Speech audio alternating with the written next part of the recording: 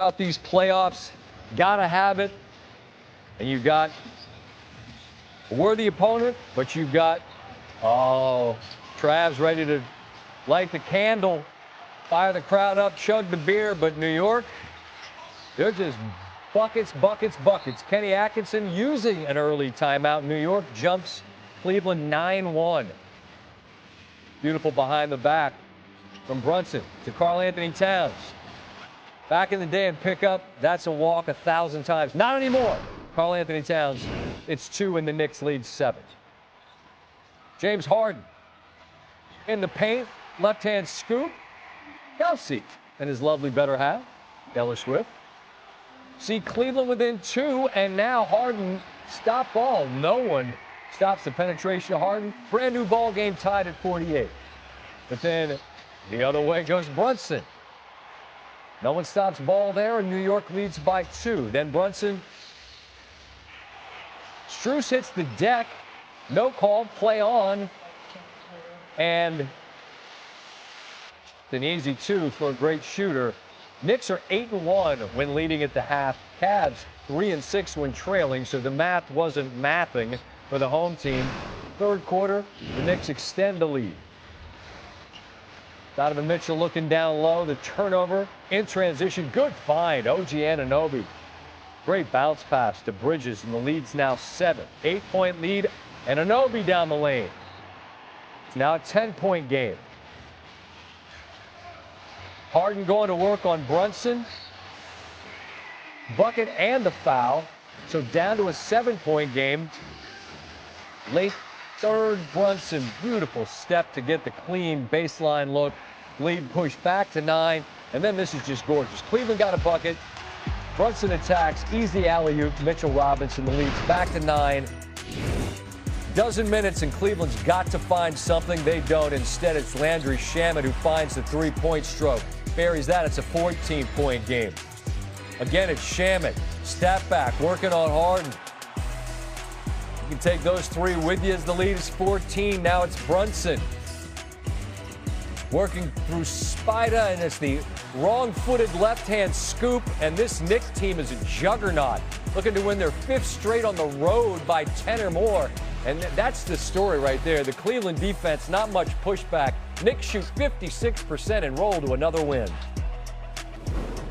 Joined now on the program once again by the heartbeat of this New York Knicks squad. It's Jalen Brunson after he and New York puts a stranglehold on this series with an emphatic Saturday night win. Jalen, congratulations. You all have been fantastic on the road throughout the playoffs.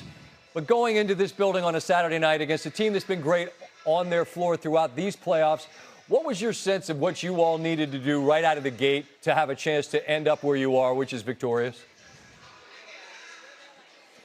Yeah, we knew that the crowd was going to be into it. They have a great fan base.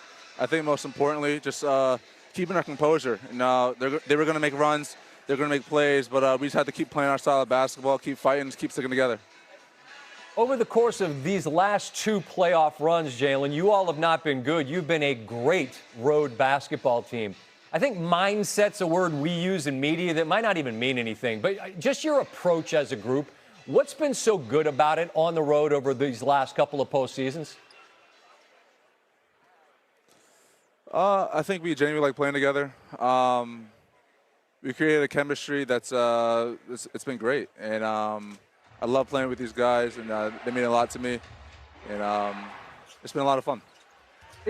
Is there something to the fact that as great as the Garden is, and we talk about it all the time, maybe me too much sometimes, but is there maybe something that's even more fun about going onto the road into a hostile environment and shutting the place up? Seems like maybe.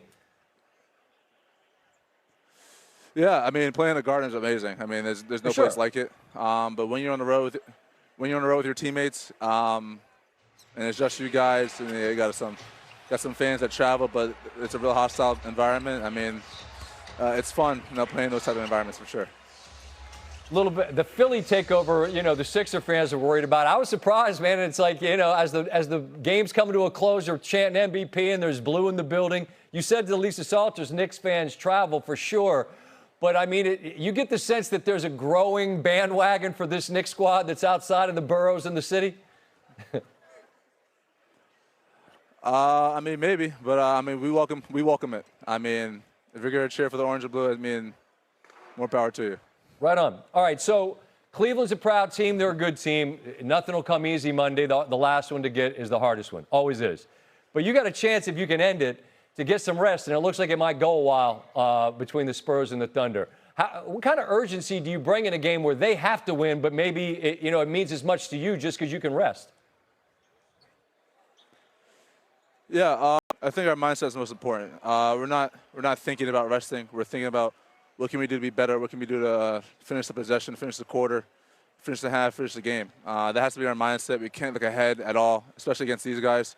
Regardless of what it is now, it's 0-0, and we got to go out there and win. I get that. Last quick one. It's 5 straight road wins, all by double figures. It's 10 straight wins total in the playoffs. And I appreciate when you look at the film, you can get better.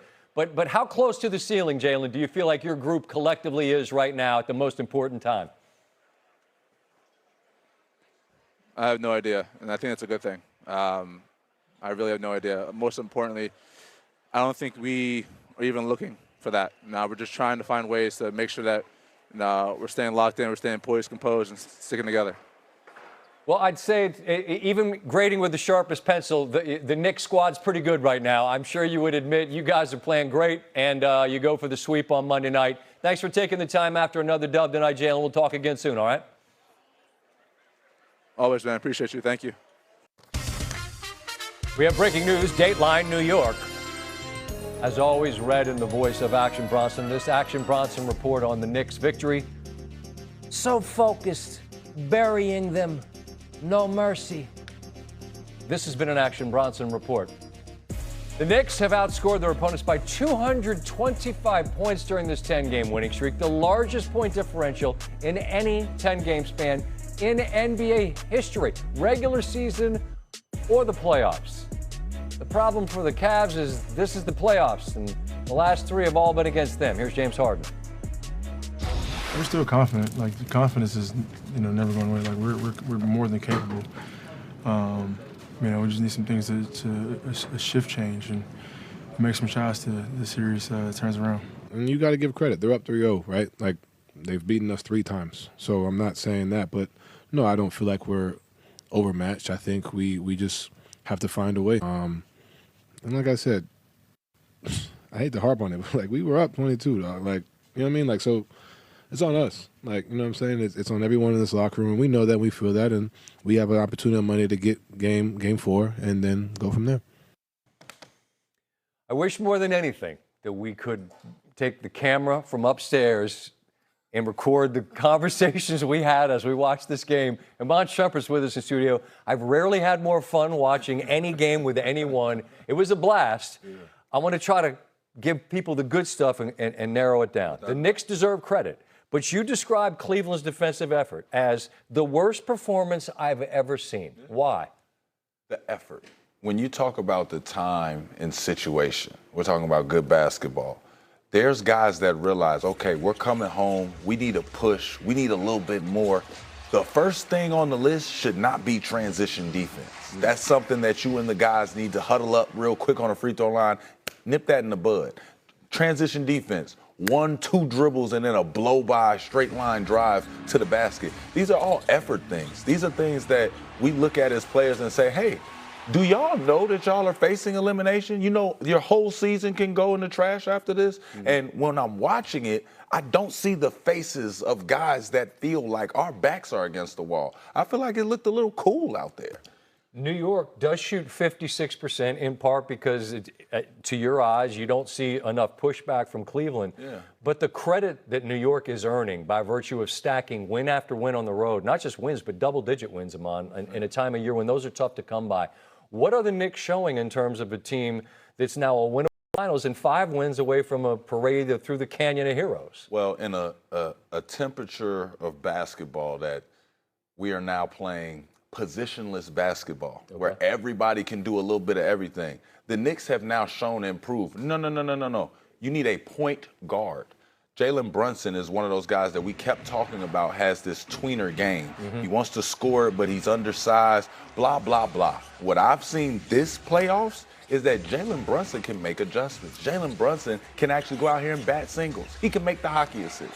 He understands a game plan that says, hey, you're going to make this guy beat you. Okay, cool. That's my guy, actually. That's my brother right there. Josh Hart can beat you. He instills confidence in guys. He keeps his turnovers down. He is showing us a real floor game from a real point guard mindset. And I think when we look at the other side, we start to say, who's playing point guard over there? What is the matchup? If we're going to sit here and act like the matchup at the end of games with Jalen Brunson and James Harden isn't the matchup, and that's not what we're going to focus on, who is his matchup? And when I look at that, I say positionless basketball, this playoffs just hasn't been successful. And as we watched the Cleveland team tonight, that starts okay. I wrote down like hope is not a plan, right? Like you hope you're going to shoot better when you go home because you go 4 for 25 at the end of the game in the Garden in game 2. Yeah. Slightly better, but not enough better. And Donovan Mitchell is a guy that I feel is a star, but I want to see even more from him in games like this, particularly in this game. And I don't, and I just don't get that. Well, I'll give you a little story I had. During the playoffs, well, it might have been a championship. During the championship, LeBron James was out there killing, doing everything for us at both sides of the floor. T. Lue came in at halftime, raised both his arms up and said, Bron, I know you're playing well. I need more. I need more. Bron looked around like, I'm doing everything. But we need more. And when you look at somebody like Donovan Mitchell, you know what he possesses to score the basketball first. But the effort, he is an athlete. I don't care. Honestly, you got the nickname Spider Mitchell. I don't